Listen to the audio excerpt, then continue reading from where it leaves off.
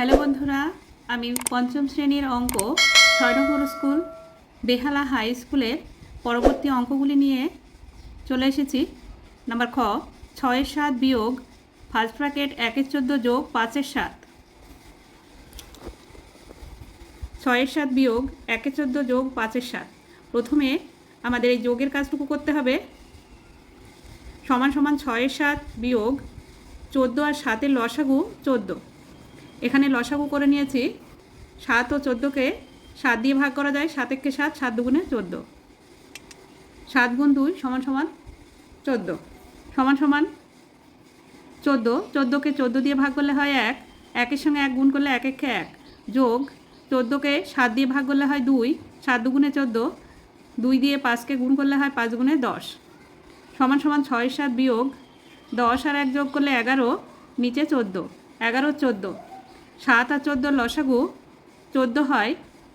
১৪কে ৭ দিয়ে ভাগ করলে ২ হয়, ৭ দুগুণে ১৪, 2কে ৬ দিয়ে গুণ করলে ৬ দুগুণে ১২, বিয়োগ ১৪কে ১৪ দিয়ে ভাগ করলে হয় ১, ১১-এর সঙ্গে ১ গুণ করলে ১১ একে ১১, ১২ থেকে ১১ বিয়োগ করলে ১ হয়, নিচে ১৪, ১-এর ১৪।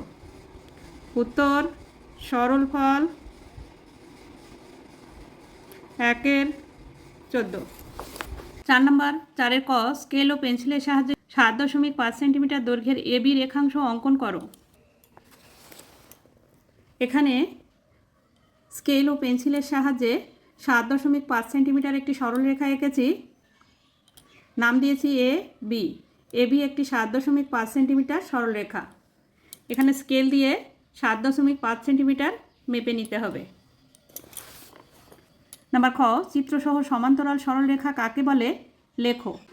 এখানে এবি একটি সরলরেখা, ইএফ একটি সরলরেখা, পিকিউ একটি সরলরেখা। সমান্তরাল সরলরেখা একই সমতলে অবস্থিত দুই বা তার বেশি সরলরেখা যদি কখনো ছেদ না করে তাকে সমান্তরাল সরলরেখা বলে। ৫ নম্বর, যে কোনো দুটি প্রশ্নের উত্তর দাও। নাম্বার ক, আমি ফুলের দোকানে 10.50 টাকা, মিষ্টির দোকানে 50 টাকা 50 পয়সা ও বইয়ের দোকানে 110.50 টাকা দিলাম। এখন আমার কাছে 20 টাকা আছে। প্রথমে আমার কাছে কত টাকা ছিল? যোগ করতে হবে। আমি ফুলের দোকানে 10.50 টাকা, মিষ্টির দোকানে 50.50 টাকা, বইয়ের দোকানে 110.50 টাকা দিলাম। আমার কাছে 20 টাকা আছে। যোগ করতে হবে। 0 0 0 শূন্যই হয়। 5 আর 5 10, 10 আর 5 15, 15 আর 5 হাতে 1, এখানে কোনো সংখ্যা নেই, 1 নিচে নেমে যাবে। 2 আর 1 3, 3 আর 5 8, 8 আর 1 9, 1 নেমে যাবে। 191 টাকা 50 পয়সা। 191.50 টাকা, অর্থাৎ 191 টাকা 50 পয়সা। উত্তর, প্রথমে আমার কাছে 191.50 টাকা ছিল।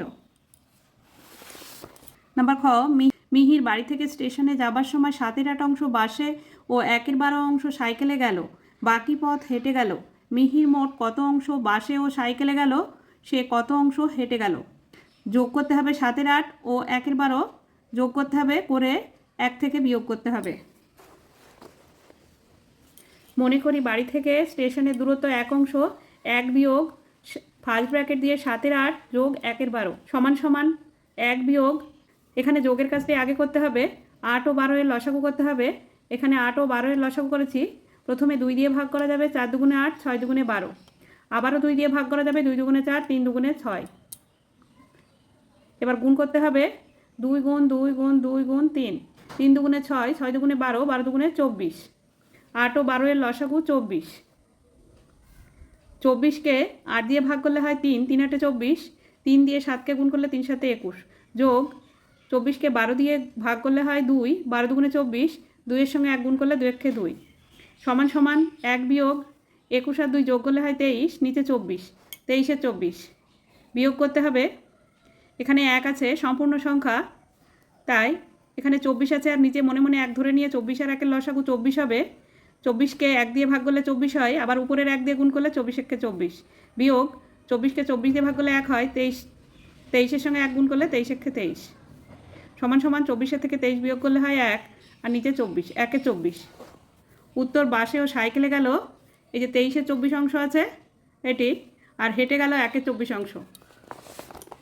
নাম্বার গ, একটি আয়তকার ঘরের দৈর্ঘ্য 21 মিটার ও প্রস্থ 6 মিটার। ঘরটির মেঝের ক্ষেত্রফল কত? আয়তক্ষেত্রের ক্ষেত্রফলের সূত্রে অঙ্কটি করতে হবে। আয়তক্ষেত্রের ক্ষেত্রফলের সূত্র দৈর্ঘ্য গুণ প্রস্থ। আয়তক্ষেত্রের ক্ষেত্রফল সমান সমান দৈর্ঘ্য গুণ প্রস্থ। দৈর্ঘ্য 21 মিটার, প্রস্থ 6 মিটার। গুণ করতে হবে 6 × 6, 6 × 12, 126 মিটার। উত্তর, ঘরটির মেঝের ক্ষেত্রফল 126 মিটার। নাম্বার ঘ, মারিয়া 81টি বোতাম কি বর্গাকারে সাজাতে পারবে? যদি পারে তবে একটি সারিতে কতগুলি বোতাম থাকবে? 81 বর্গমূল করতে হবে। 81 বর্গমূল করা হয়েছে এখানে। 81কে 3 দিয়ে ভাগ করা যায়। 3, 8-এর মধ্যে 3 2 বার যায়, 3 2 × 6, বাকি থাকলো 2, 2-এর পরে 1 বসালে হয় 21, 3 7 21। 27কে 3 দিয়ে ভাগ করা যায়, 3 9 27। 9কে 3 দিয়ে ভাগ করা যায়, 3 3 9। 3 গুণ 3 গুণ 3 গুণ 3, রুট ওভার দিয়ে 3-এর স্কোয়ার গুণ 3-এর স্কোয়ার সমান 3 গুণ 3 সমান সমান 3 3 9। উত্তর, একটি সারিতে 9টি বোতাম থাকবে। বন্ধুরা, আজ এখানেই শেষ করছি। ভিডিওটি ভালো লাগলে লাইক, কমেন্ট ও শেয়ার করবেন এবং চ্যানেলটি সাবস্ক্রাইব করবেন।